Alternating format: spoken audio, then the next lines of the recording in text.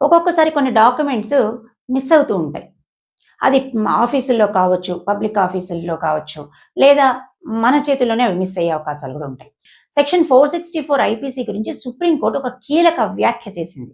ఒక document public office రికార్డ్స్‌లో కనిపించకుండా పోయాయి అన్న ఆ రీజన్ ఆధారంగా చేసుకొని, ఆ డాక్యుమెంట్‌ని ఫోర్జ్డ్ డాక్యుమెంట్ అని అనకూడదు అని చెప్పింది. ఐపీసీ సెక్షన్ 464 ప్రకారం ఏంటంటే, ఫోర్జరీ అంటే ఎవరైనా మోసం చేయడానికి ఉద్దేశపూర్వకంగా తప్పుడు డాక్యుమెంట్ తయారు చేయడం. దాన్ని ఫోర్జ్డ్ డాక్యుమెంట్ అంటారు. అంతే తప్ప రికార్డ్స్‌లో డాక్యుమెంట్ ట్రేస్ ఔట్ కాలేదని చెప్పి దాన్ని ఫోర్జ్డ్ డాక్యుమెంట్ అంటే ఎట్లవుతుంది? దాన్ని ముందు మోసం చేయాలనే ఉద్దేశం నిరూపించాలి కదా!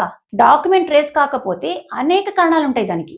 అది నెగ్లిజెన్స్ కావచ్చు, అడ్మినిస్ట్రేషన్ లోపం అవ్వచ్చు, పరిపాలన తప్పిదాలు అవ్వచ్చు. ఇలా ఎన్నో రీజన్స్ ఉంటాయి. కానీ మోసము అనేది నిరూపించకుండా దాన్ని ఫోర్జ్డ్ డాక్యుమెంట్ అనడానికి వీల్లేదు అని చెప్పి సుప్రీంకోర్టు క్లియర్‌గా చెప్పింది.